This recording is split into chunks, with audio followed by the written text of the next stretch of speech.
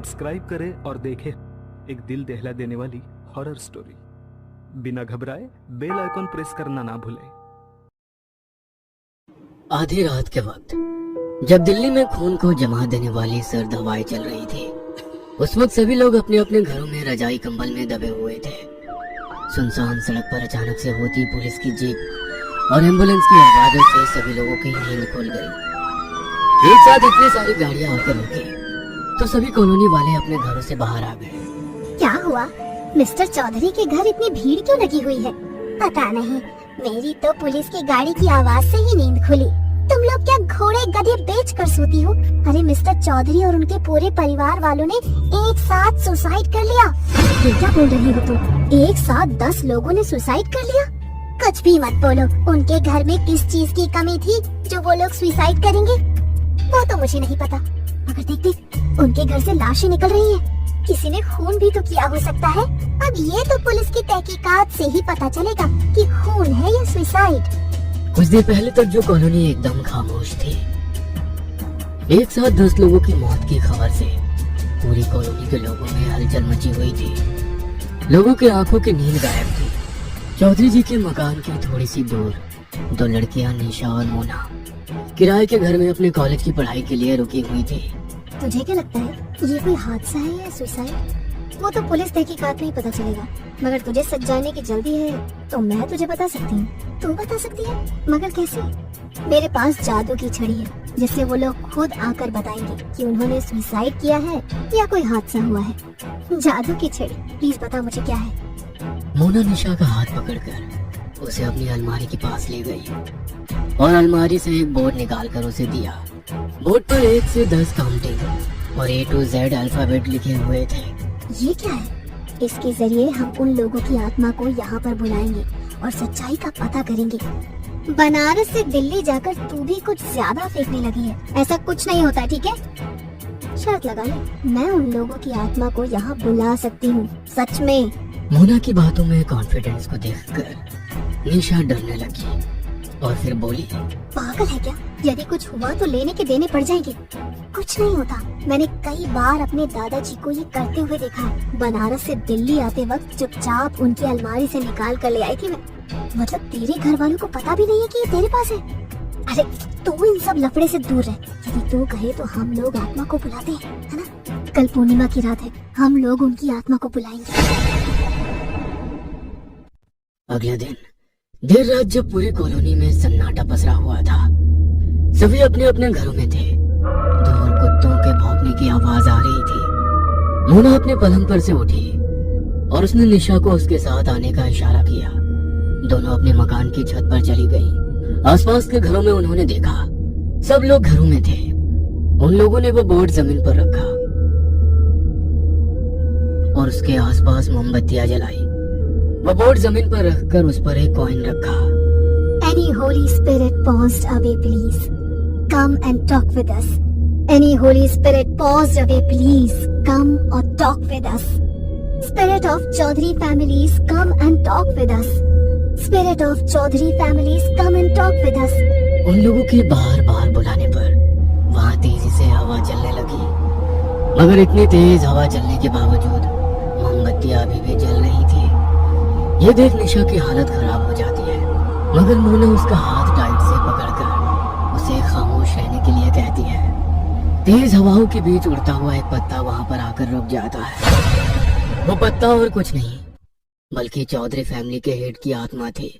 उसके आते ही वो कॉइन अपनी जगह से खसकने लगता है। Thanks for coming. आपने हमें आपके आने का एहसास करा दिया। अब आप हमारे कुछ सवालों के जवाब दीजिए। कॉइन अपनी जगह से खसकते हुए यस पर जाकर रोका। ये देखकर निशा के दिल की धड़कन बढ़ गई। वह तुरंत अपनी जगह से खड़ी हो गई और वहां से जाने लगी। निशा रुक जा, इस तरह इसको अधूरे में छोड़कर नहीं जा सकते। जैसे हमने उसकी आत्मा को बुलाया है, उसे वापस भी भेजना होगा, वरना दिक्कत हो जाएगी। मुझे नहीं खेलना आत्माओं का कोई खेल, ना ही मुझे उनकी मौत में अब कोई दिलचस्पी है। कहते हुए वो गुस्से से सीढ़ियां उतरने लगी तो अचानक से उसका पैर मुड़ गया और वो धड़ाधड़ सीढ़ियों से नीचे जाकर गिर गई। उसका सर दीवार में लगा और सर फटने के कारण उसकी वहीं पर मौत हो गई। अपनी सहेली की दर्दनाक मौत देखकर मोना की चीख निकलने लगी। तभी कॉइन अपनी जगह से हिला और उसने स्टॉप लिख दिया।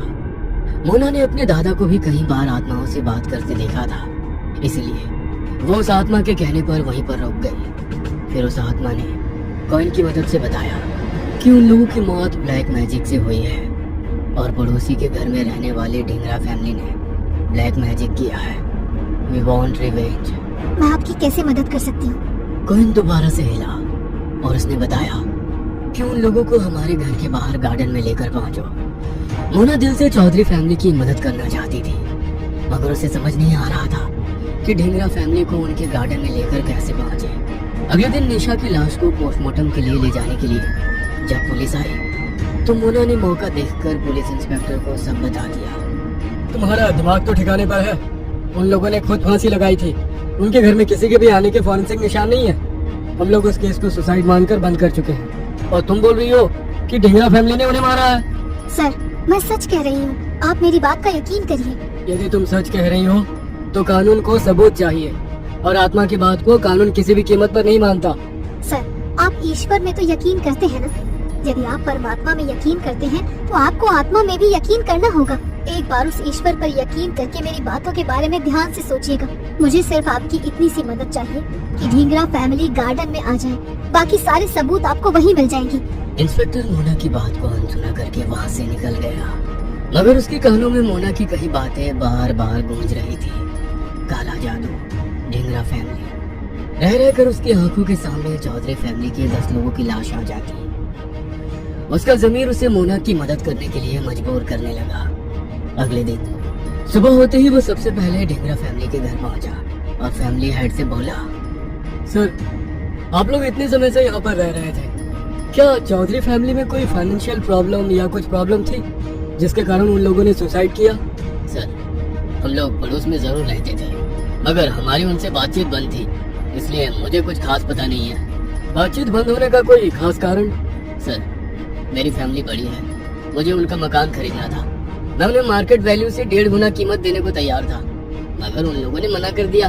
बस यही बात है और कुछ नहीं।